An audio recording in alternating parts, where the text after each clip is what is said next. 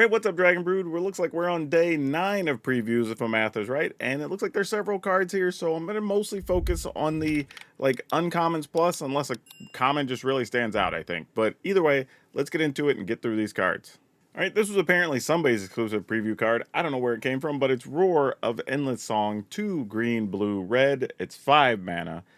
The first 2 chapters are create a 5/5 green elephant creature token. Interesting that it's not a dragon. The third chapter is double the power and toughness of each creature you control till end of turn. Now, admittedly, it doesn't give any of those creatures trample or anything like that. It just doubles the power. You know, this one's a tough one. 5 mana for effectively 10/10 worth of creatures over 2 turns. But if you're playing, there is a spot for a card like this. If you're just ramping up, playing your little elves and doing other things, it's possible. I mean, I don't know. This is a tough one. It's one of those ones that I feel like it has a use, but I think it's going to need a very specific deck to really take advantage of it.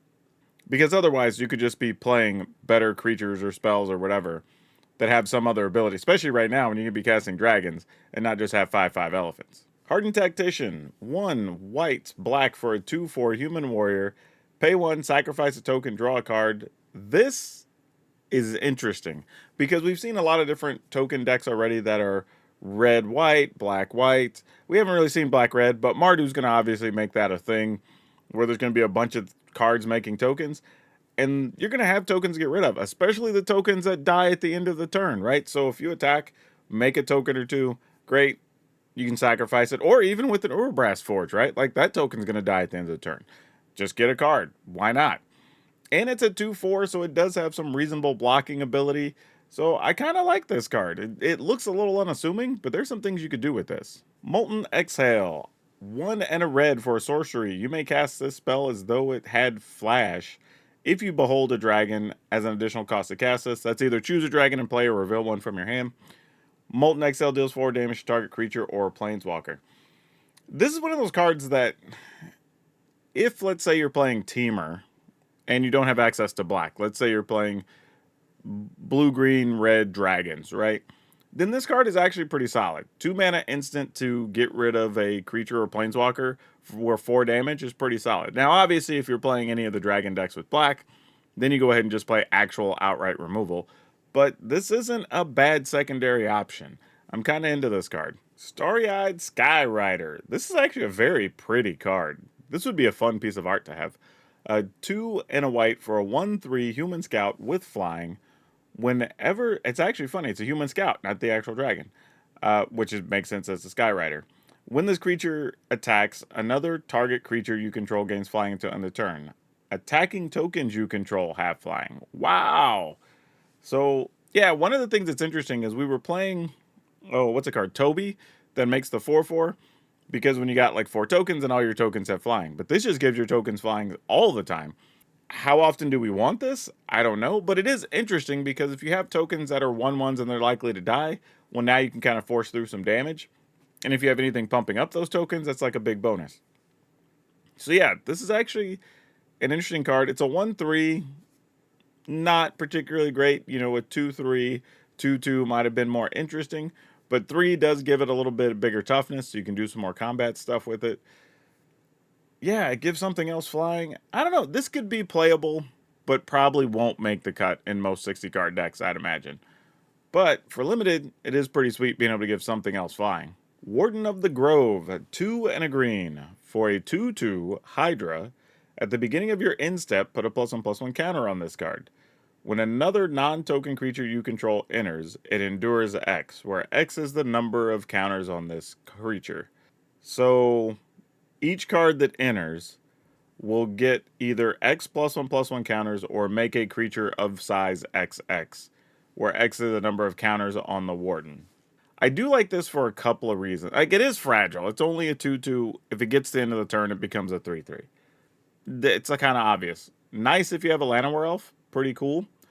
The long-term ramification, if this does live, then it's like the next thing you play either gets a +1/+1 or makes an additional 1/1. Then the next thing 2 or a 2/2 or 3 or a 3/3, right? I don't think the card lives beyond getting 3 counters on it, or you're probably going to be winning the game. It also doesn't have trample or anything, so it's just you know, it's just there to facilitate other stuff. However, if you are playing the +1/+1 counters deck, this is a pretty interesting one to consider.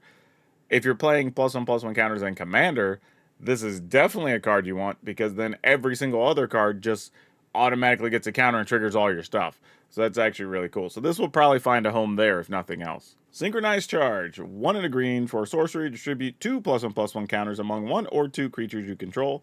Creatures you control with counters on them gain vigilance and trample until end of turn. And it has Harmonize of 5, meaning you can tap creatures and reduce the Harmonize cost by their power. Yeah, kind of, again, coming back to the +1/+1 counters thing, this just gives you 2 free counters. Not free, but 2 cheap counters. And your creatures will have trample and vigilance. And sometimes that's the issue, right? You get a thing that's got 4 or 5 counters on it, but it can't punch through. Or you want to make an attack and leave your biggest thing back. Well, now you get to do that. So, yeah, this card can probably see some play. Not in a lot of decks, mind you. It only goes in a couple of decks, I would think. But maybe even Mono Green wants to mess around with it, right? You want to get the, whatever it is, your big, what is that guy, like a 6/5 dinosaur or whatever for 3 mana? Or 5/4, whatever. Like, let that thing trample with a +1/+1 counter, right? Something like that. Or your 6/6, right? Your, what is it, Hammer Skull guy, right? Like, what if that's a 7/7 and then doesn't even have to worry about tapping? So, yeah, this could probably find home in a couple of different lists, I imagine. Sinkhole Surveyor. 1 and a black for a 1/3 bird scout with flying. Whenever this creature attacks, you lose 1 life, and this creature endures 1. Oh, that's actually pretty interesting. So it's a 2 mana 1/3. But when you attack, it can either be a 2/4 or you get an extra 1/1. This can find its way into a few different builds. Like, partly because you might have something that you want to sacrifice tokens to, or triggers when tokens enter the battlefield, or you want to attack and also just have another blocker. The thing is, though, this does come with the cost of a point of life. And I think that's kind of the sticking point here, especially if you're playing against something like mono red or whatever. Sometimes, you know, even 2 or 3 points of life could matter. So it's not like this is just a freebie do what you want card. But if you are gaining life when you attack or whatnot, or maybe when a creature enters, then maybe you don't care about that point of life. Stillness in Motion. 1 and a blue enchantment. At the beginning of your upkeep, you mill 3 cards. If your library has no cards left in it, exile this enchantment and put 5 cards from your graveyard on top of your library in any order. This feels like the type of card that something in Legacy or Vintage is going to find a way to use. Of like, self-mill all your stuff, then you put back the 5 combo pieces or whatever, and then just go off the next turn. Like, something like that feels like that's where it's going to end up. I can't imagine this does anything crazy in Standard. It'd be interesting to be wrong and see what that deck looks like. But this feels like something better for older formats than newer ones. Kheru Goldkeeper.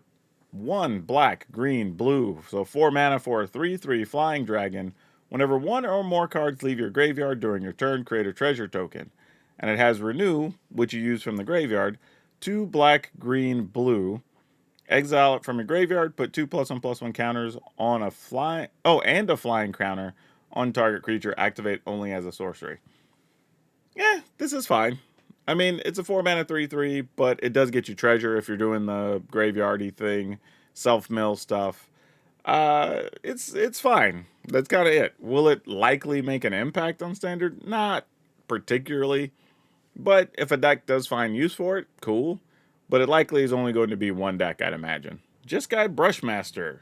1 blue, red, white, 2/4 orc monk with double strike and prowess. Yeah, why not? Try it. Go for it. I mean, a 2/4 double strike. So effectively, for combat purposes, it's kind of a 4/4.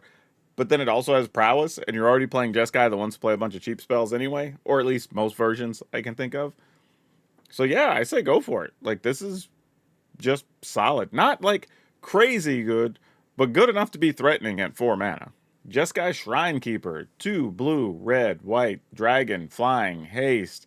3/3. Whenever this creature deals combat damage to a player, you gain a life and draw a card. This is kind of a sexy dragon. Like, 5 mana, 3/3, flying haste. Like, those stats aren't great. But you play it, you attack, you gain a life, draw a card. Worst case scenario. I don't hate it. Even if I'm playing, like, an aggro Jeskai deck and maybe one or two of these on the upper end to play after like a Sunfall or something, yeah, I don't hate it.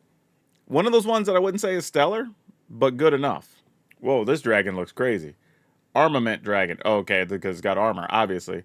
3 white, black, green. Okay, that's 6 for a 3/4 dragon with flying. This better have a great ability. When this creature enters, distribute 3 +1/+1 counters among 1, 2, or 3 target creatures you control. Oh, is that good enough? 6 mana for a 3/4 flyer, but you get to put 3 counters however you want on any number of creatures. I don't. If I'm playing the +1/+1 counters deck in Abzan, do I want this card?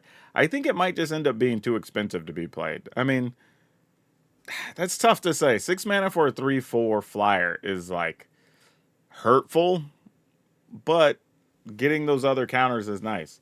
And it also doesn't say other creatures.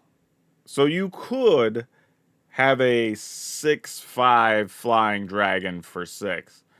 And that becomes a little bit better. Or maybe you make this like a 4 or 5 power and you put a counter somewhere else. So I think in that regard, it becomes somewhat playable. Yeah, this is interesting. Maybe like a 2 of in those decks could be viable. Because again, if nothing else, it's just a big creature on its own, even if you don't have other creatures out. Karakik Guardian. 3 green, blue, red. 4. So that's 6 mana. For a 6/5 dragon with flying, vigilance, trample. Man, I almost don't even want to read the ability. Like, 6/5, flying, vigilance, trample for 6 mana comes with this creature has Prexproof if it hasn't been dealt damage yet. Yeah, sure. Why not? If I'm doing Teamer Dragons, why not play a couple of these? It doesn't tap to attack. It has trample. It's hard to kill. So if you don't block with it, they can't really like go for the throat it or anything. Yeah, why not? Let's try it. Like, it's a lot of mana, don't get me wrong, but you're getting a lot for that 6 mana. Reverberating Summons, 1 in a red enchantment. At the beginning of each combat, if you've cast 2 or more spells this turn, this enchantment becomes a 3/3 monk creature with haste in addition to its other types until end of turn. You can pay 1 and discard a card, or discard your hand, sacrifice this enchantment, draw 2 cards. We had some cards like this previously, where like do a thing, this becomes a creature. This feels okay. I like it in the sense of, you know, if your opponent sweeps the board or whatever, you can like play a creature, cast a spell, attack for 3, right? Still a thing. But you can also reload your hand to some extent, right? If the goal of the deck you're playing is to take advantage of Flurry or whatever, where you're playing multiple spells in a turn, well, maybe your hand's going to be empty. This is a way to get a couple of cards in your hand if you've kind of went hellbent, right? So yeah, it has some uses. This could be part of an actual deck. I don't know what the deck looks like yet, obviously, but I would not be surprised to see this card pop up somewhere. All right, looks like that covers everything for day 9, and we saw actually a lot of dragons. Is this like the most dragons we've seen so far during the preview season in one day? Yeah, what was y'all's favorite from today? I think there's several that are leaving us things to think about, and considering how future decks need to be built, but I actually kind of liked a couple of them. But y'all let me know in the comments. I don't really know. I'm sure everybody's going to have a different opinion. As always, I will link yesterday's video so you can stay caught up on previews, but that's all I have you for now. We'll see you next time.